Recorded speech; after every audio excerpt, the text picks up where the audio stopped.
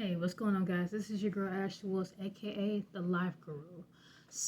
In today's lovely topic, of course, like many others, this one actually idea is from an old coworker of mine. She was yeah, I'll put it this way: she was a single mom, but however, the dad was very much involved with his kids' lives. But the thing was, like with many of us, the other workers, she was always nagging, crying, and whining about her baby's daddy. Now, I don't like saying baby's daddy, so let me rephrase that. About the father of her children.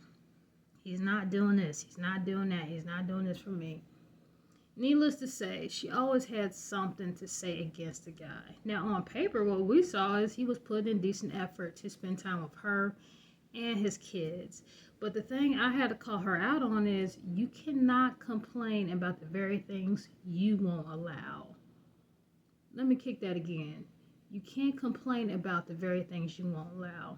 What I mean by that? Well, she was always complaining that he wasn't putting enough effort and spend time with his kids. But the problem was she wasn't allowing him to put in proper effort to spend time with his kids.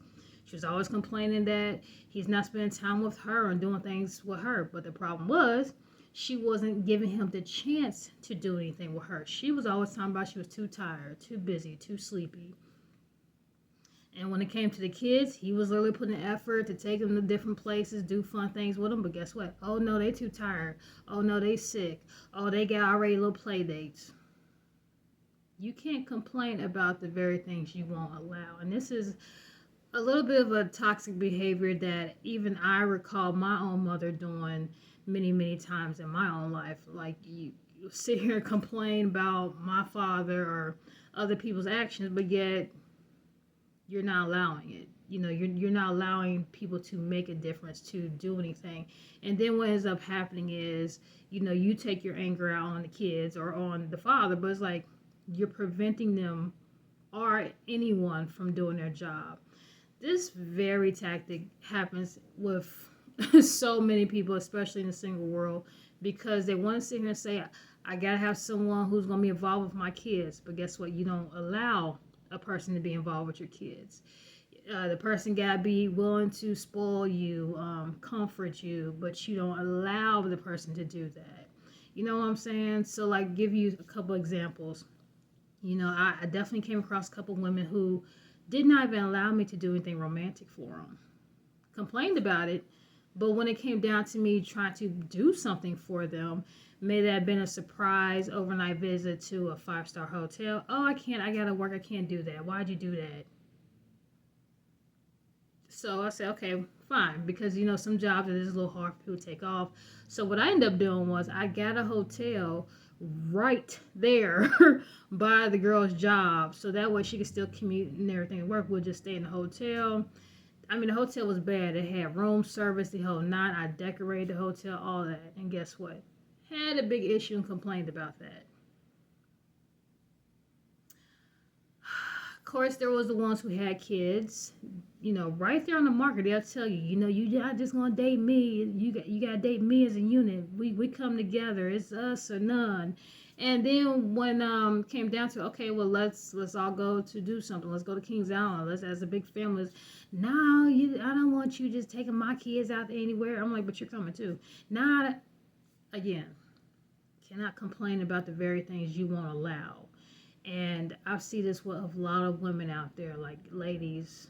I don't know about guys, of course, I'm not a guy, so I can't say anything on you guys. But ladies, you guys cannot sit here and say people are not stepping up, what's wrong with people, whatever. Some of that is in action to the beholder. If you're not allowing people to do stuff for you, with you, or by you, or whatever, guess what? You're setting yourself up for failure.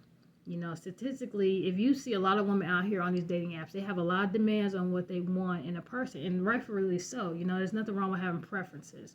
However, the thing is, you have to be willing to allow that person to initiate on those preferences. So, and then also reciprocate. So, if the thing is, if you're saying that you want somebody who's going to spoil you, dine you, and all this other good stuff for you, it has to be reciprocated. Now, maybe a sugar daddy is fine with just spoiling you, but I'm pretty sure usually even a sugar daddy and sugar mama, they're going to want something in return, regardless of what that is, but they're not going to just do things for the hell of it and not get anything in return, or their actions are not going to be rewarded or accepted. You have to give in, and you also have to give something out as well. There's a lot of barriers that some of you ladies have, and you guys won't bring them down at least a little bit. I mean, I've done everything from breakfast in bed to surprise trips to flowers and, delivering flowers to people's house. And it was always something. Always something. But yeah, these are the very same women that complain that they can't find no romance or passion in their lives. Again, wouldn't allow it. So, the thing is, guys, sometimes you guys are not aware that you put boundaries so tight on yourselves that you're not allowing the very actions that you're craving, that you're seeking. And you guys really have to calm that down. With my ex coworker, same thing. I had to tell her that. And then she got mad at me. But the thing is, guess what? She changed her tune up a little bit. But also the other issue was her family was putting a lot of toxins and poisons in her. And the problem with that was her family relied on her. Her family did not want her to move on with her child's father, because guess what? They was all living under her in her, her place, her Section 8 home. And, as long as they had her tied into that, she was a prisoner of her own soul. So that goes without saying, okay, it was more to it of why she wasn't allowing him to do anything. Because guess what? She not only had her own personal barriers, but she had her family's barriers as well blocking. So definitely take that into note, guys. Seriously.